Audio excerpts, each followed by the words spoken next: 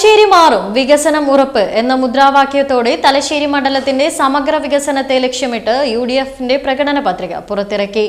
പ്രകടന പത്രികയിൽ അടിസ്ഥാന സൗകര്യ വികസനം മുതൽ ടൂറിസം, തൊഴിൽ, ആരോഗ്യം തുടങ്ങി വിവിധ മേഖലകളിൽ വലിയ പദ്ധതികളാണ് പ്രഖ്യാപിച്ചത്.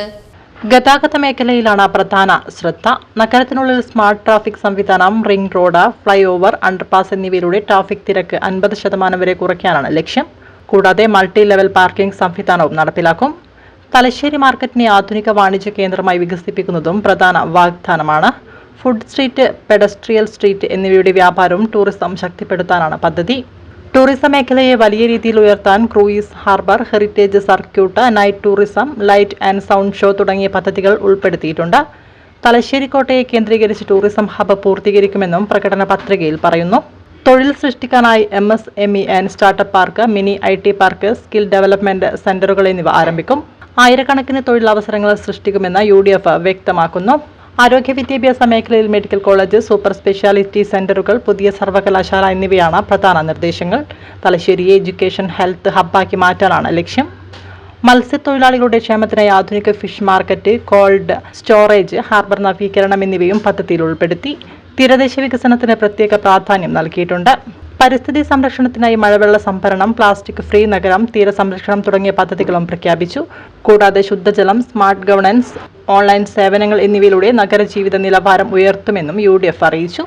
Cricket academy, football academy, cultural hub, convention centre തുടങ്ങിയ ഹൈ ഇമ്പാക്ട് പദ്ധതികളും ഉൾപ്പെടുത്തിയിട്ടുണ്ട്.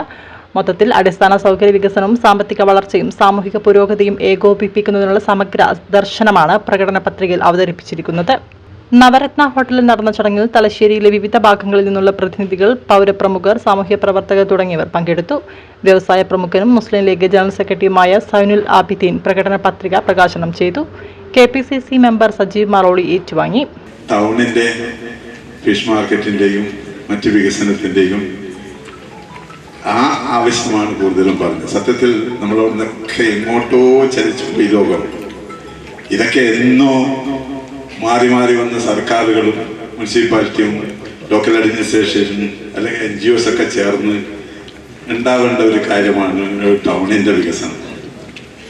ഇവിടെ ഇപ്പം എന്തോ നിർഭാഗ്യം കൊണ്ടാണ് തലശ്ശേരി എന്ന് പറഞ്ഞാൽ നമ്മൾ ലക്ഷം ജനങ്ങൾ ജീവിക്കുന്നത്. എവിടെ പോയാലും തലശ്ശേരിക്കാരായിട്ടാണ് ജീവിക്കുന്നത്.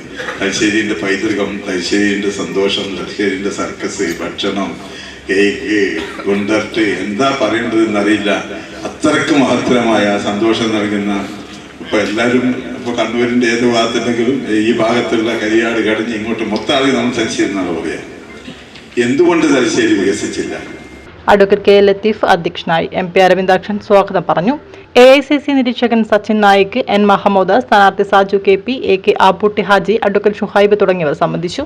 തലശ്ശേരിക്ക് വേണ്ടി കുറെ കാലമായി ശബ്ദിച്ചുകൊണ്ടിരിക്കുന്നത്, ഏതൊക്കെ വിധത്തിൽ തലശ്ശേരിയെ ഉയർത്തിക്കൊണ്ടുവരാൻ സാധിക്കുമെന്നുള്ളതിനെ കുറിച്ച് ശബ്ദിച്ചുകൊണ്ടിരിക്കുന്നവരുമായ ആളുകളുമായി ചില കൂടിക്കാഴ്ചകൾ നടത്തുകയും അവരുടെ അഭിപ്രായത്തിൽ എന്താണ് തലശ്ശേരി, നന്നായിട്ട് എന്നോട് സഹകരിച്ചവരൊക്കെ തന്നെ അതിൻ്റെതായ ചില രേഖകൾ തരികയും അതിനനുസരിച്ചാണ് ഞാൻ തലശ്ശേരിയെ എന്താണ് എന്ന് എൻ്റെ മനസ്സിൽ മൊത്തത്തിൽ എനിക്കതിനെ കുറിച്ച് പൂർണ്ണമാണ് എന്ന് ഞാൻ അവകാശപ്പെടുന്നില്ല.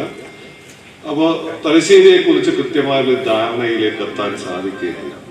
ഞാൻ അത്ഭുതപ്പെടുകയാണ്.